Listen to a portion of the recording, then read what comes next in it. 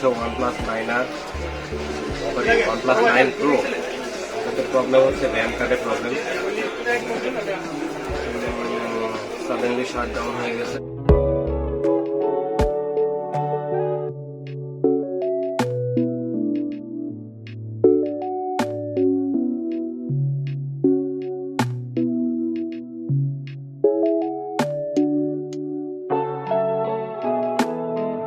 নতুন RAM card, এই RAM কার্ডটি আমরা এখানে চেঞ্জ করবো।